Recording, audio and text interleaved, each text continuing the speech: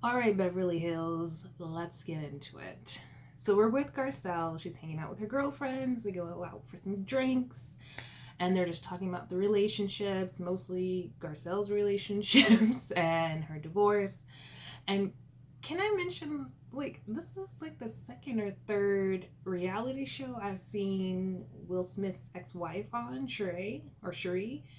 This has to be like the second or third reality show I've seen her on. And I'm like, how many friends? Well, I guess it's expected. She is in Hollywood. She was married to a huge star, so she would have a lot of celebrity friends. So it does make sense. But I'm just like, she's popping up everywhere.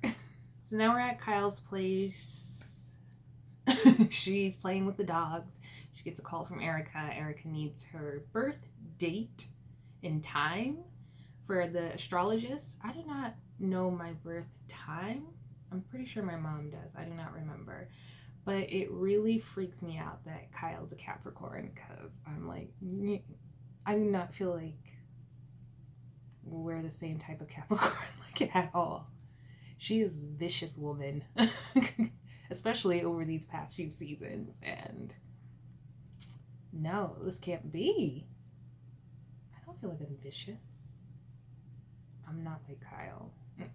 Erica and Kyle start talking about Denise's behavior and how they're surprised and shocked that she got so angry, and they feel like, well, Kyle feels like she's pretty much being fake because she's like, she comes off as like nothing bothers her.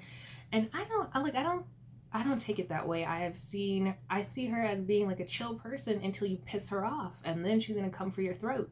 And they show the flashbacks of her with Camille and her getting in her face, and I feel like people think that if you're quiet and reserved and chill, that they can walk all over you and just say whatever they want to you, and then the minute you say something back, they can't handle it. It's like, oh, all of a sudden, like, they don't know where this came from. And it's like, well, if you keep poking a bear, it's gonna attack you. So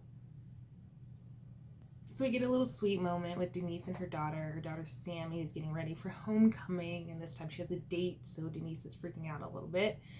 And she just talks about like the relationship. Like Sammy does things to get her reaction out of her, and she says some it doesn't really work. So I feel like, but like when we see Sammy on the screen, she's very like chill, very relaxed. She talks like this, so she kind of reminds me of Denise, like that chill vibe.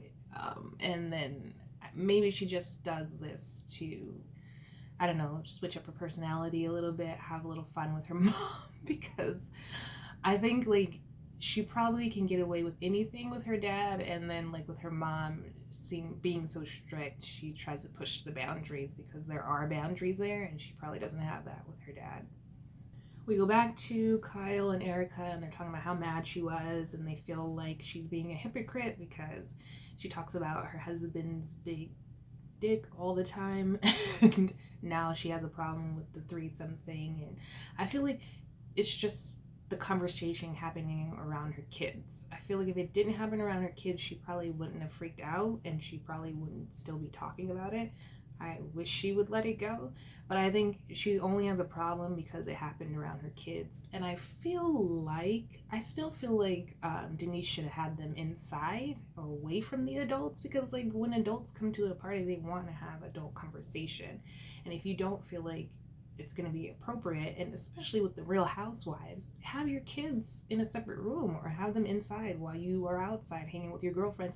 And then that way your girlfriends feel comfortable being able to talk about whatever and not having to taint your children's minds, even though, come on, their dad is Charlie Sheen. They grow up in Hollywood. They know everything that those women were talking about a million times over.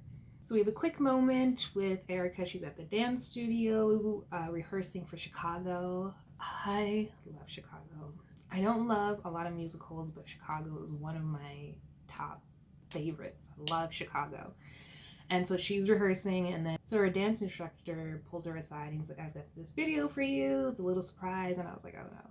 For some reason, I thought it was going to be Renee Zellweger because she played Roxy Hart in Chicago. I don't know why, but I was like, oh, Renee? It wasn't. It totally wasn't. I don't know why I thought that. But it's her cast from Chicago for the stage play. It's her cast from the musical Chicago, and they're like wishing her luck, and they're super excited to have her aboard, and she starts crying, and I was like, oh, I love this side of Erica. I really do.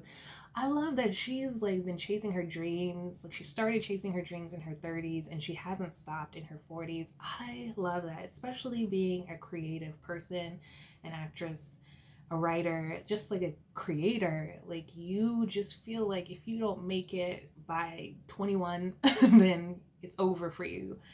And there's so much pressure to make it at a certain age. So I just love that she's still pursuing this dream, and she's been killing it, and now she's in a huge musical.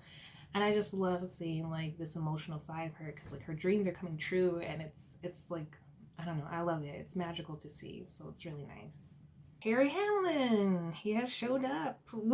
We have not seen him in a while, and I'm glad they addressed the fact that he's in play, which is why he missed the DNA launch party, because I thought it was weird that he wasn't there.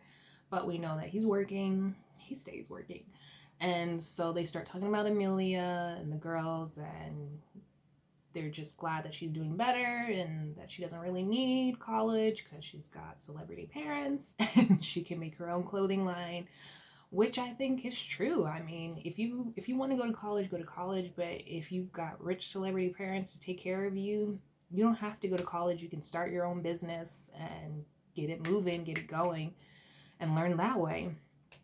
Not everybody has to go to school.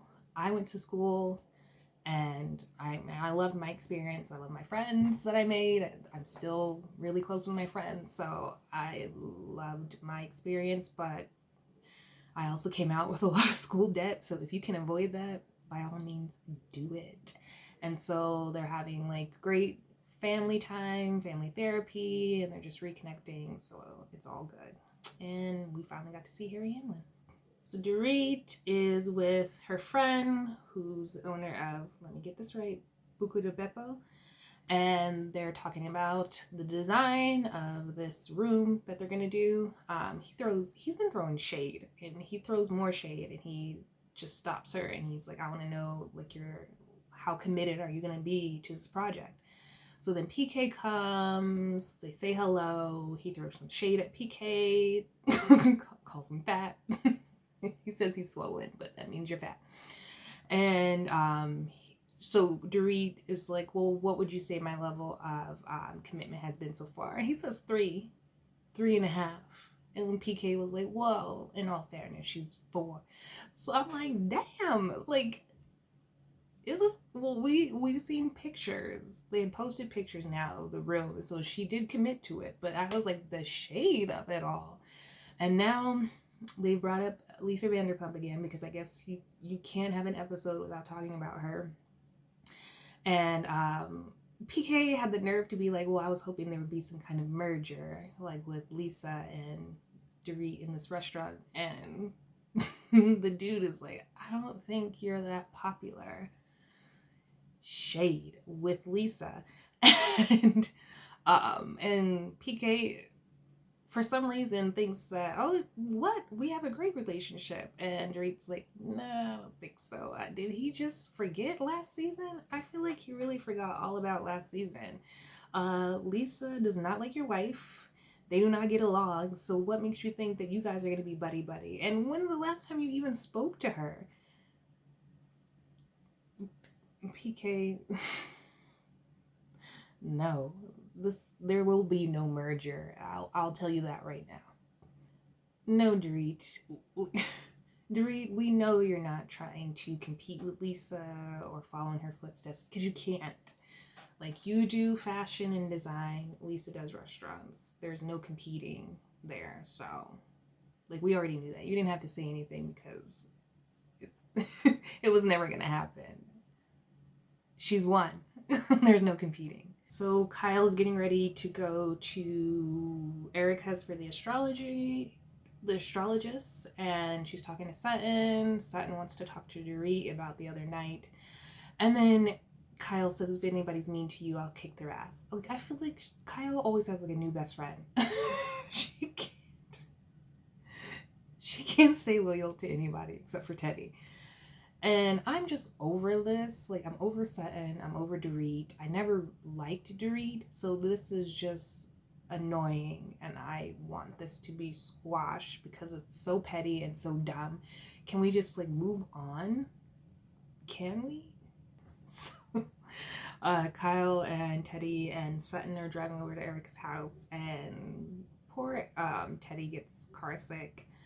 I'm sure it's car sickness and morning sickness mixed into one, and she's like pulling down the window. She's like, "Ugh, I just get car sick," and Kyle's like, "Just don't get car sick on Sutton's very expensive blouse," and Sutton looks terrified at the even mention of that. So I was like, why would Kyle do that?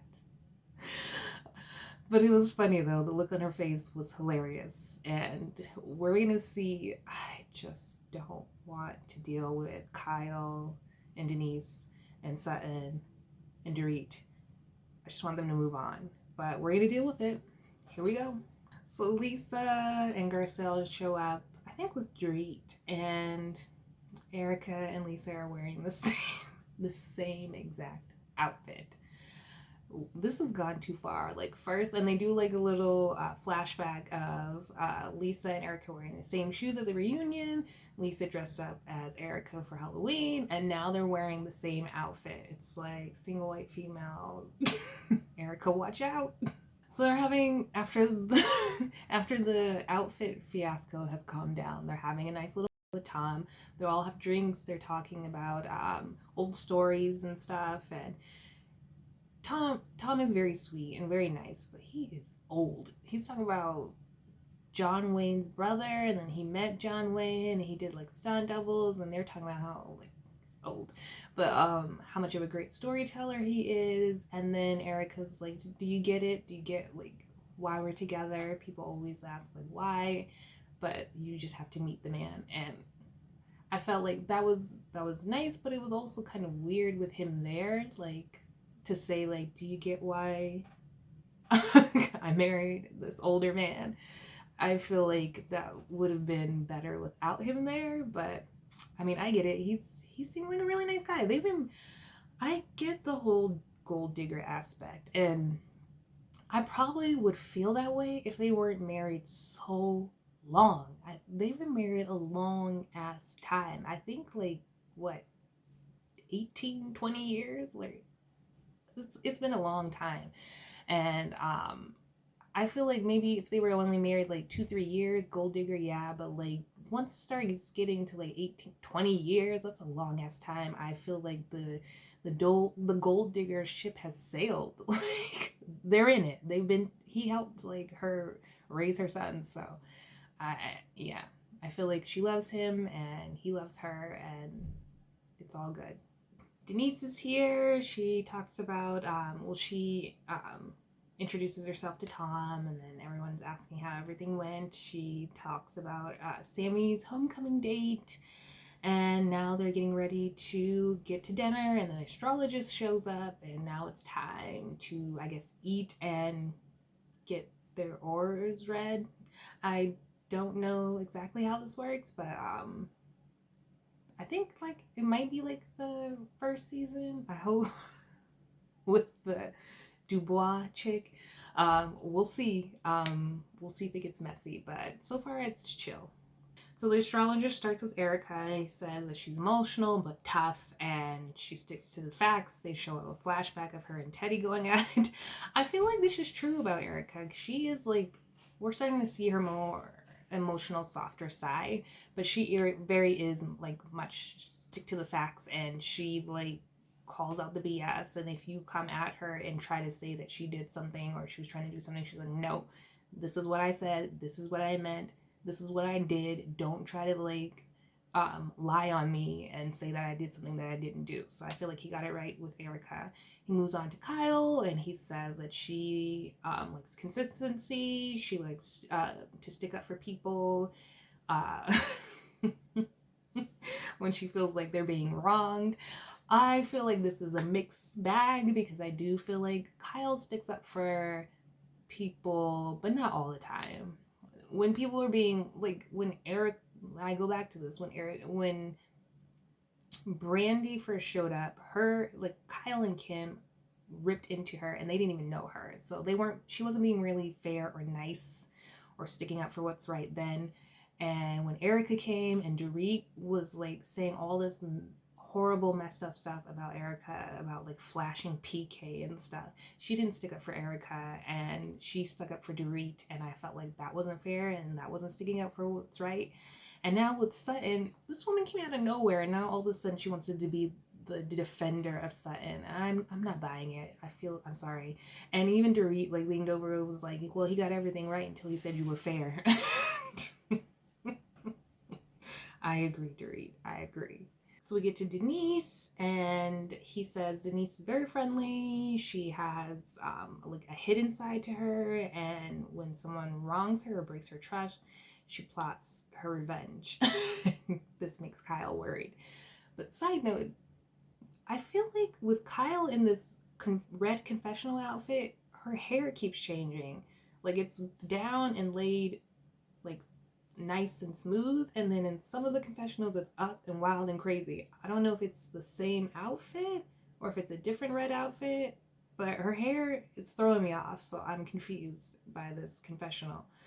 But I'm curious to see what she has planned for Kyle, and we already know about the reveal that's coming out, like her hidden side and stuff being revealed.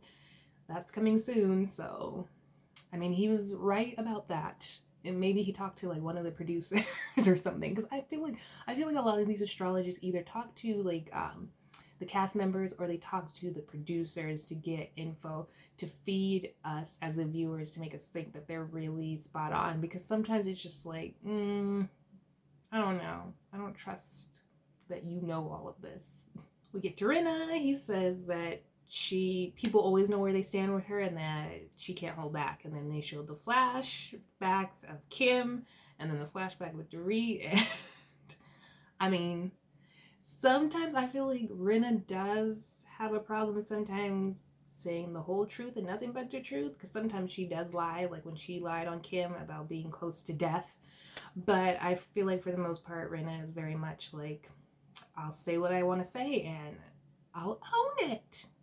Garcelle, she just loves to have fun and don't cross her, which I feel like, yeah, it's pretty much self-explanatory. She seems like a very fun woman, and she also seems like a woman who's not going to take any mess, so don't mess with Garcelle. Dorit, he says that when she's angry and full of emotions, it just is like a tidal wave and it can't come back in. And then we get the flashback when she tells Lisa, like, step back. If I can smell your breath, you're too close. That for me was like the ultimate shade, because like Lisa, because I remember that clip, and Lisa didn't know what to say after that. She was like, well, damn. I felt like that was some like really good knock you down shade, and I plan on using that at some point. If I can smell your breath, you're too close. And I feel like, yeah, Dorit, when she gets mad, she does not back down, which I don't like Dorit. I'm not a fan of Dorit, but I do like the fact that she is not weak and she won't let you walk all over her. I feel like Tinsley from New York Housewives needs to learn some tips from Dorit as well. Tinsley just needs help. Okay, let's get back to Real House of Beverly Hills. I'm regretting going through each and every one of the women now, because I'm like, are we almost done? So he goes to Sutton, says she's very opinionated and that people misread her sometimes. They think that she was being like nasty when she really wasn't. And we get that flashback when she was like, Teddy, I thought you were gonna be boring. But and then they show Teddy laughing like, okay, thanks. So I don't know. I still don't like Sutton. I don't like her. Don't trust her. But now we're going on to Teddy. We get to Teddy, and of course he talks about how she feels safety with one energy over the other, and she draws closer to somebody with an earth sign. Of course it's Kyle. So everybody is like, nobody's surprised. And now Kyle's like trying to make this a thing, like, oh, see, now everybody knows why we're closer to each other than other people, and people are getting defensive. So now everybody's coming at Kyle and Teddy, and Garcelle's just pretty much like, just own it. Like, what is wrong with saying that I'm closer to this person than I am with everyone else? It's like no big deal. And I don't see what is so wrong with it either. Everybody has a best friend, everybody has a friend that they're closer to than they are with their other friends. It's completely fine. And Kyle is making a big deal out of it. She won't own up to it. Everybody can see it but her and Teddy. And then Dorit comes out and says, well, didn't you guys go to couples therapy? And I'm like, wait, what, couples therapy?